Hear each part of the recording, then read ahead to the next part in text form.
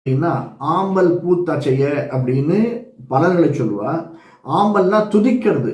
யானைன்னு வரபோது யானை துதித்தல்னு வருது. ஆம்பல்னா ஒழுங்கு. ஏன்னா அந்த மலர்களை பார்த்தோன்னா ஒரே மாதிரி இருக்கும். இந்த ஒரு என்ன நீர் வயர வரப்புயர நீர் உயரம் அப்படின்னு அந்த மாதிரி நீர் உயர மலர் உயரம்னுவா. அந்த தண்டு பெருசாகிட்டே வரும். நீர் மேலே ஏற ஏற தண்டு வெளியில் வந்துட்டே இருக்கும். அதற்கு மேலே மலர்கள் தெரிஞ்சுட்டே இருக்கும். இன்னும் பெரிய விஷயம், ஆம்பல் அப்படின்னா துன்பம்னு ஒரு அர்த்தம் இருக்கு. ஆண்டாள் இவ்வளவையும் வச்சிருக்கா, சேர்ந்து சொல்றா பாருங்க. ஆம்பல்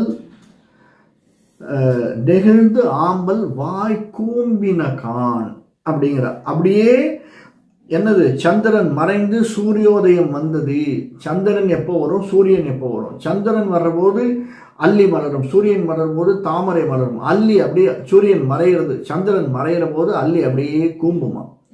வாய் கூம்பெடுத்து போன பாசுரத்தில், அதற்கு முதல் பாசுரத்தில் பார்த்தோம் எப்படி கீசி கீசி என்றெங்கும் ஆனைச்சாத்தன் கலந்தது. 3:30-4 மணிக்கு ஒரு கூவும், குயில் 5:30 மணிக்கு கூவும். இப்படி விதவிதமாக கூவக்கூடியது. நீ இப்போ மணி நான் ஒரு முதல் தரம் எழுப்புறேன், 2ஆம் தரம் எழுப்புறேன்.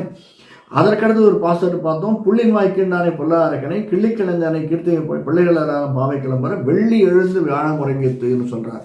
ஒரு இண்டிகேஷன் சொல்றா. இங்க என்ன சொல்ற, ஆம்பல் வாய் கூம்பின கான் அப்படிங்கிற. அதாவது சந்திரோதயம் முடிந்து கொடுத்து சூரியோதயம் ஆரம்பிச்சுட்டு சந்திர அஸ்தமனம் ஆகிடுத்து போகிறது மார்கழி மாசம்.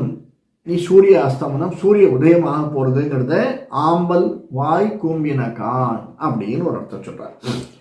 இது ஒண்ணு. ரெண்டாவது, போன பாசுரத்தில் தான் பார்த்தோம் என்னது வெள்ளி எழுந்து வியாழம் உறங்கித்து. அதை எப்படி நம்ம ஜாதகத்தோட கனெக்ட் பண்ணல.